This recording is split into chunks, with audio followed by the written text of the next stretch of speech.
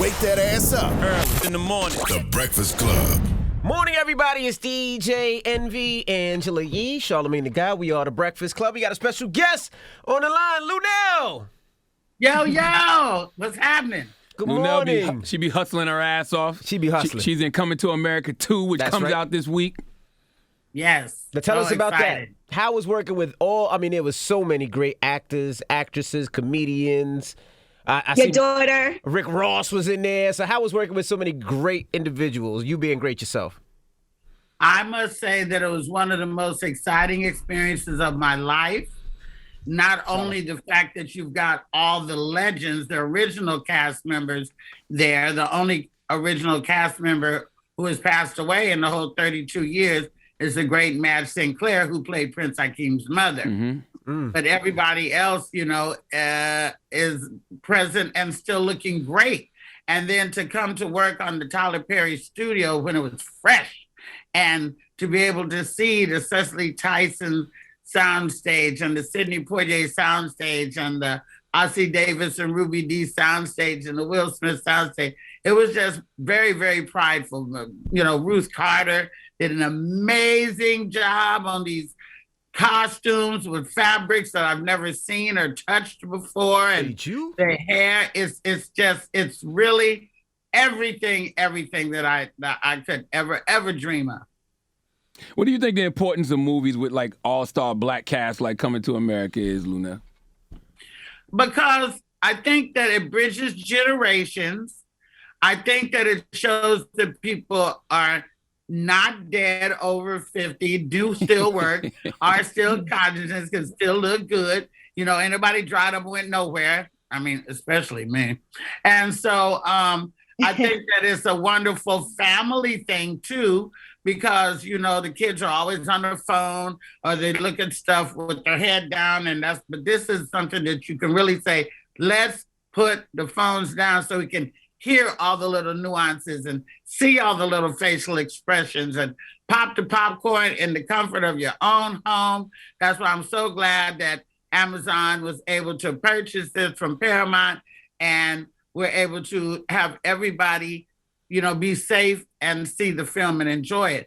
Plus, there's so many new African faces, real legitimate African stars, musical and otherwise, that are in the film that you're going to get introduced to, that are really big stars in Africa that we don't know. So it's not just a United States thing. This is really literally a global thing. We're going to pray the Amazon server don't crash. That's what we're going to pray. Now, expectations are high on this film. Of course, number one is a cult classic. It's my favorite movie of all time. So what do you think about 2? You've seen 2. What will you tell the people that are excited to see this movie about Coming to America? Well, you 2? can never be the first again, just like being a virgin. You can never get the first lover again. You can never be the first again. But if the original is here and the new one, I would put the new one right here. I wouldn't put it way down here. It's right under the original. It's just visually, musically, comedically, and historically. It's just an amazing film. It's really, really fun. We're not trying to teach no big lessons. That's what Judas and the Black Messiah is for. We're not trying to break your heart. That's what the United States versus Billie Holiday is for. This is just fun. And a lot of us haven't had no fun in months and months and months. So There is some lessons in it, though. There's a lot of lessons in it, especially for those who have eyes, let them see. Some people gonna miss the lessons. Got you. But there's a lot of lessons. See, these guys saw it already. I haven't seen it yet. The only thing I was told was make sure you watch it all the way to the end through the credits.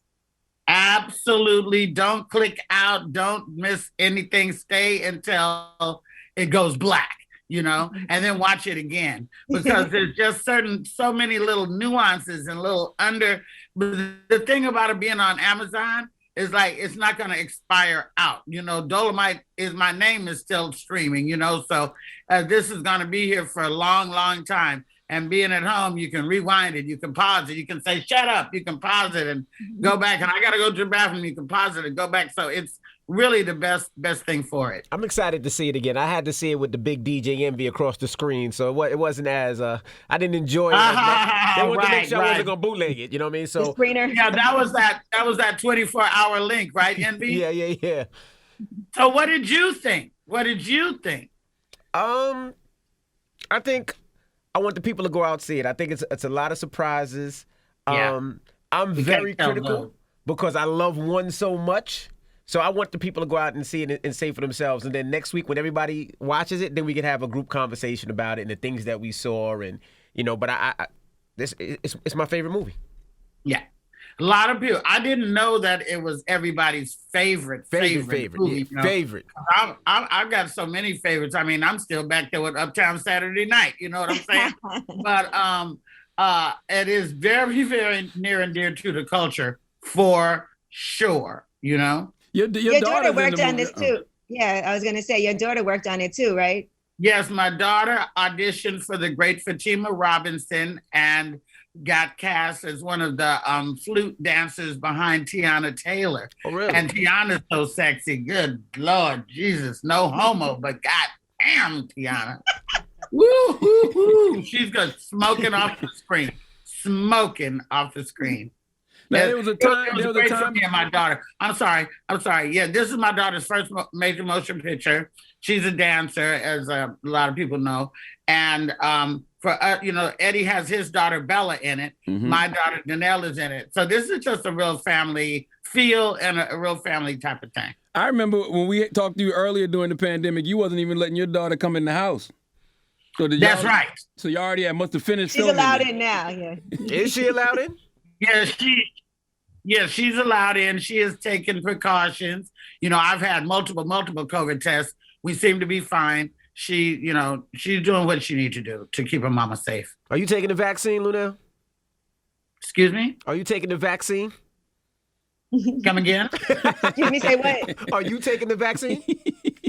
I'm sorry, we must have lost the connection. I can't hear a word you're saying.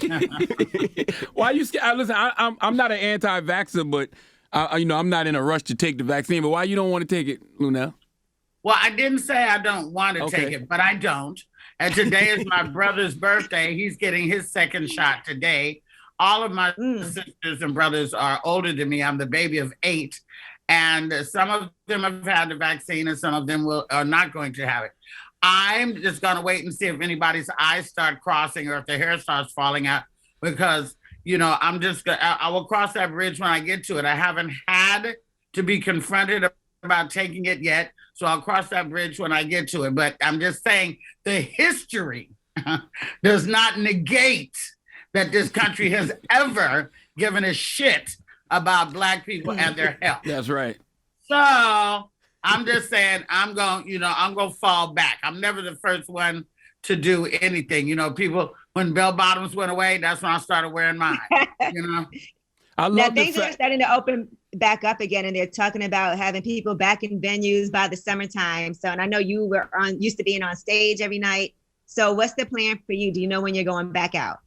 Well, in October, I had a knee replacement surgery on my left knee, and I'm going this month to have the knee replacement surgery on my right knee so I can truly kick 2021 in the butt. I am planning on going back out. I desperately want to go back out. Plus, I need the money. So I think probably June I'll start touring again, and hopefully in July I'll be back at my residency in Las Vegas, hopefully at Jimmy Kimmel's Comedy Club. I saw Eddie shouting you out last night on Jimmy Kimmel. I know, that made my nipples get hard. I was so excited. That was my boss talking to my boss. That was Eddie talking to, because Kimmel is my Vegas boss. Yeah. Now, this movie coming to America too, it made you settle your beef, which I didn't even know you had, with Leslie Jones. I didn't have a beef with Leslie Jones. Leslie Jones had a beef with me. Okay. Over what? I'm not going to go into what about because it's long and convoluted and it's deeply, deeply personal. We got time. No, I don't have time. But we were able to, have a private talk. It was some misunderstandings from years ago that, hurt. we were able to talk about it, and it is squashed as far as I'm concerned. Now, are we gonna, go get into jacuzzi together anytime soon? I don't think so. But at least we're gonna be able to hopefully, work together again, or if we getting gypped. COVID has gypped us out of one of the biggest premieres that would have probably ever happened in Hollywood ever. Right. The biggest premiere I was ever at was the Borat premiere, the original Borat premiere. But with this Coming to America premiere, I was expecting giraffes and lions and dancers in the street. Yeah, it would have been crazy. Eddie might have came in on an elephant. Who knows? But now we're just gonna have some kind of virtual premiere tomorrow. And then I'm having a soiree on Saturday, the day after the premiere. And you will be able to see all that online on my YouTube channel, Hey Luenell on YouTube, or on my Instagram. I'll be posting stuff like that. Luenell, how many like just old misunderstandings you probably think you have that a conversation would just correct? Like how you and Leslie did.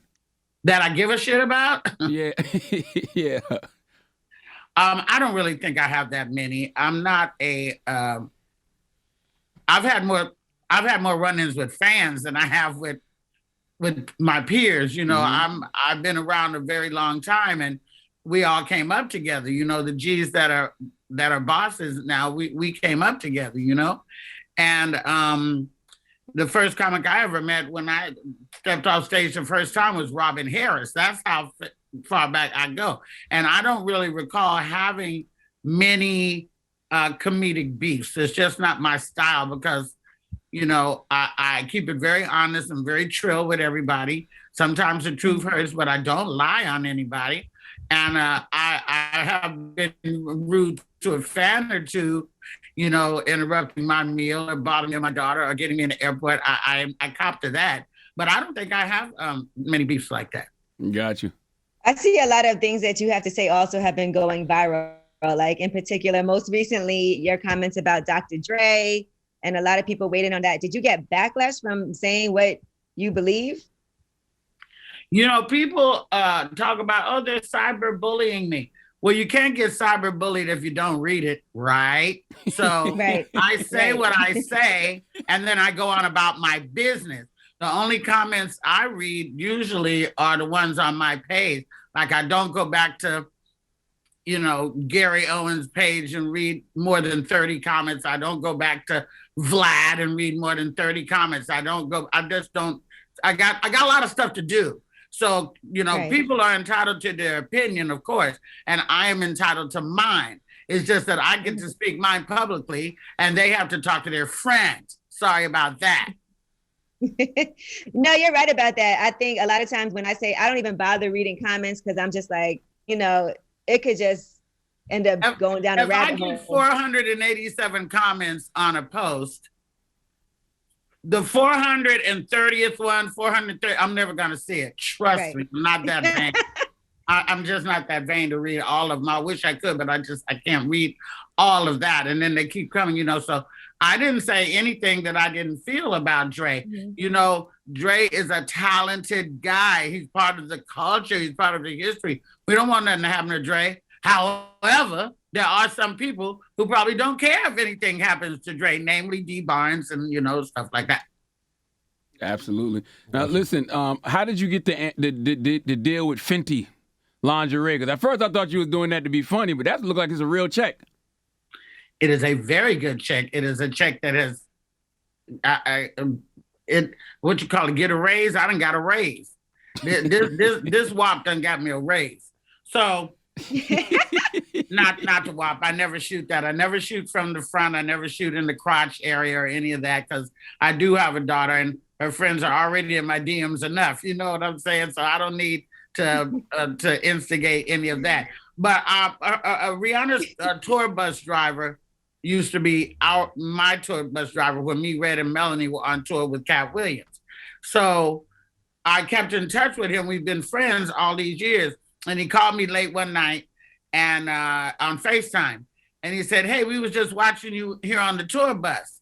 And I said, who? And he said, me and my client. And I said, well, who's your client? And boom, Rihanna's face popped on the FaceTime. I almost threw my thumb out of socket trying to screenshot that picture so quick. And we talked, and apparently she really likes comedy, and she was a fan of mine, which was amazing as well. And I told her that my daughter was a fan of her makeup line. This is before Fenty Skin came out. She was a fan of her makeup line. And I said, I kind of like that little hot lingerie you have. I said, it's too bad you don't make it for big girls, curvier girls. And she said, no, but I do. I said, well, shoot, I want to be a lingerie model. She said, let's make it happen. And we kikied and laughed. And I was like, oh, that was fun. That no big deal, ha, ha, ha. Well, 2 days later, she personally hit me in my DMs and asked for my email. I was like, first I had to check and make sure that was really her, And so I sent her my email, and the next day, boom, boom, boom, contracts started coming. You got to post twice a month. We got to send it by this date and that. And you can do whatever you want and add music or whatever, as long as it's original, this, that. And I was like, oh, damn. I done wrote this check that my booty is literally going after cash. And they started sending like a box of lingerie every month. And we have to take the pictures. First off, I didn't know, we started off in the living room here. Now I do full-fledged photo shoots like in a studio or on location, because there's some really beautiful full-figured women, my girl Tabria and Margie Plus, that are models for her lingerie line. And I've got on Savage X Fenty lingerie right now. You see this matching bra, baby? We see you. Okay. All right. And were you big into? Excuse me? Were you big into lingerie before this? Were you big into lingerie before girl, this? I was a wife beater, no panties on type girl. No. Okay. Maybe I got that gown. I just posted about them old gowns that our grannies used to wear on my Instagram. I was like, yeah, this is the gown that got Granny 9 kids. Sorry, why are you tripping? But why you don't tell Rihanna it's make cold. that? Anna is my friend. What? Why you don't tell Rihanna make that? Make the granny nightgowns. I will talk to her. I will definitely talk to her about that. I'm hoping that the year before the Savage X Fenty fashion show was at the Barclay. Then this last year, I was very lucky that I was here in LA at the convention center, and I was asked to be in that. I was so blessed. So I'm hoping that I'll get a chance to be in the Savage X Fenty lingerie fashion show for 2021. Because I'm so popping. Yeah, I just went to your page you to just make sure. Inspire me.